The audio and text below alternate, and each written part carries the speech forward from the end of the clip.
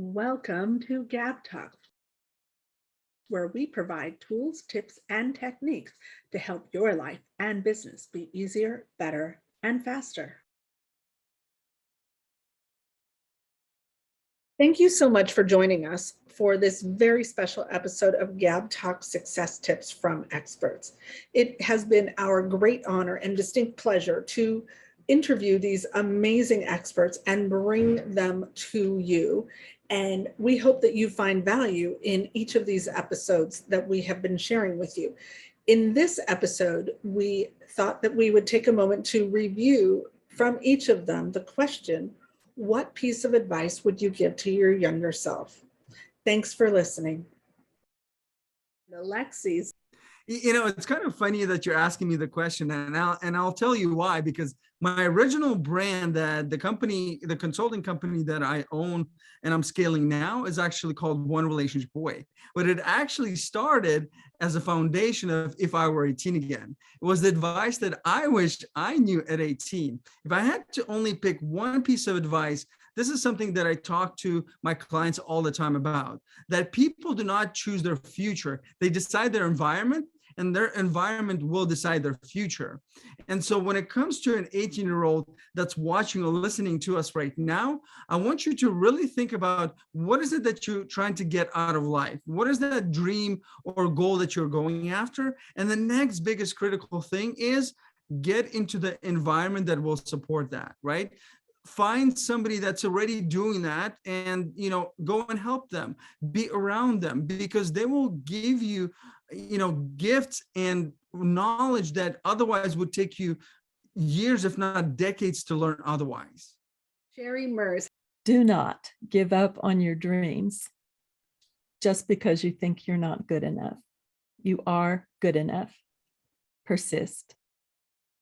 Bill McCarthy. Having more confidence in myself. Because when I was younger, I was kind of a very withdrawn kid, very self-conscious.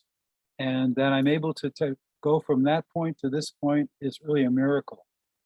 But the bottom line is, what I would love to show people is that they have that confidence inside them. Everybody has that kernel of the power of intention, which we all have. I mean, everything is energy.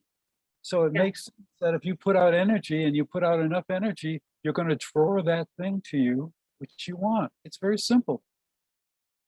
Miss Sue Wilhite. People are number one. People are the most important thing. I don't care what kind of business you're in. People are foundational to your business. So create relationships with your customers, create relationships with any vendors that you might have. Go out and create alliances, JVs, go get mentors who will help you. Actively seek them, cultivate people, because that's where your success comes from, not from the latest and greatest new thing that you've got, whether it's a product or a service. The people are what matter. Denise. Don't wait. Don't wait to start a business. Now's the best time. It's always going to be the best time is right now. Yeah.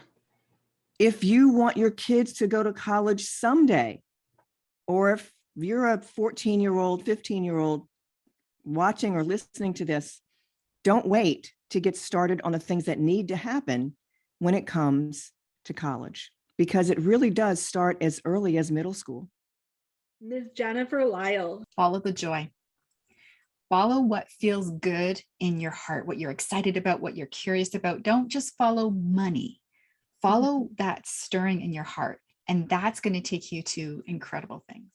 Jay Fairbrother. I'm going to sound like a broken record, but find some other entrepreneurs to talk to, because being an entrepreneur is incredibly lonely. And back when I started being an entrepreneur, things like imposter syndrome and depression and bipolar stuff that are very, very common in entrepreneurs. Nobody talked about that, but way back then, when I was a young entrepreneur, that's becoming a lot more, okay to talk about that and surface those issues nowadays. But Yeah, just you've got to, your family doesn't understand the issues you're going through. Your friends who aren't entrepreneurs, they don't understand. Certainly, if you have employees, you can't really talk to them about what's really bothering you and the fears and everything in your head. So, other entrepreneurs is just a great resource, and that's what I encourage any young person starting out a business to make sure they do.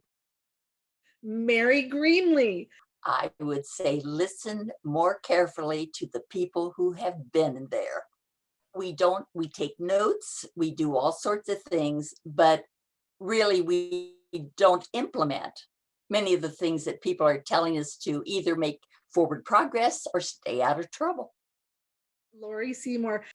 I think it would have to be pay attention to those inner dreams, those nudges, that inner whisper. It's talked about in so many ways, but if you pay attention to that and don't dismiss it as, oh, it couldn't possibly be so, or this isn't really for me, just because nobody in your personal world in this moment will acknowledge that or support that, it's okay. It's like there is a bigger picture and there is support, and there is support even from your own inside. It has to start with that willingness to listen to what that inner whisper is. Colby Amarine. Get started, right? Getting started, take action, start doing the repetition and do it a lot. So whatever that is, whatever you're trying to get into, if it's real estate, if it's insurance, if it's sales, whatever it is, get in that industry, get started and start doing the repetition, because here's the big thing. I'm gonna pop the bubble out there, right? There's no magic key. There's no secret sauce. It's just hard work and repetition. You just have to do it over and over and over again. And that's what makes you the expert, right? And there's no quick fix, but people really underestimate, they overestimate what they can do in a year and they underestimate what they can do in 5 years, right? So just get going, get some momentum, take the action and start doing it, and just keep going, right? Because people will generally want to give up. There's a lot of book out there like 3 Feet from Gold, right? They want to give up when they're right there at the edge. When it gets really hard, that's when you have to really stick through it, because that's where you're going to learn. That's where you're really going to learn that nugget you were looking for. Michele Rickets. And that's a great question. And I'll maybe slide 2 of them in there. The first thing I would say is, before you get into your career, start your business, travel, enjoy life, because you spend a lot of time working, right? But a couple of key things for younger people is to look at experience. And as much as most of them want to, become an influencer, start their business, make $1 million, that's not realistic for everybody. So for all the others, one of the things I would say to them is get into the corporate world, learn some skills. You don't have to, nobody stays in a job for 40 years anymore, right? Nobody does. But so what they need to do is spend a couple of years in some different areas, different industries, and learn some skills. I'm not talking about trades necessarily, but learn things like presenting, sales, talking to people, guiding a room. Those are all skills that you learn in the corporate world. They don't have to be there forever, just for a short time, but it's amazing what they'll take from that and then be able to utilize in their business and whatever else they do in life. Mr. Robert Butwin. Here's the key in everything. It doesn't matter where you start in life or where you are now. The key is the direction you're headed and where you choose to end up. The point is, it's all about our choices. Obviously, you pivoted, I pivoted, and it's just becoming aware and recognizing the reality, and everything is the choices we make. So part of my mindset is, if others could do it, so could I. And I focused on creating the life I wanted to create for myself. Alexi Bracy. Be cognizant of what you put into your mouth. Is it supporting your body for growth and nourishment? Or is it just something to fill you up, loaded with calories and maybe pesticides and not favorable items for your body? So really pay attention to what you put into your mouth. It's just like if you want a healthy garden, you feed it good nutrients. If you want your fish to thrive in the aquarium, give it good nutrients. Same thing with our pets. So let's do that to our bodies as well. Cheryl Cobbin. You know what I'm finding as our times are evolving, a lot of students are taking the path of maybe not going into college, finding a different trade. So while I know that we certainly need a lot of different aspects to kind of just function in life, I think not going into corporate America, but instead deciding to become an entrepreneur, there are an amazing amount of opportunities right now, kind of really designing your own life.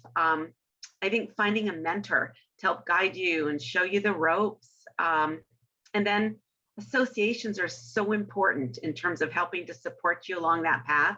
I think one key is always be open to learning, taking risks, be willing to fail. I think any of us that have been along that path realize that failure is really on the road to success. Mr. Johnny Castro. Well, that's a fairly easy question, because something with my son, we were very close, and I told him at a very young age that look for your passion, because if you do what your passion is, you won't ever have to work a job. Yeah. And he's a geoarchaeologist. Well, when he was 10 years old, he saw Raiders of the Lost Ark and decided that's what I want to do.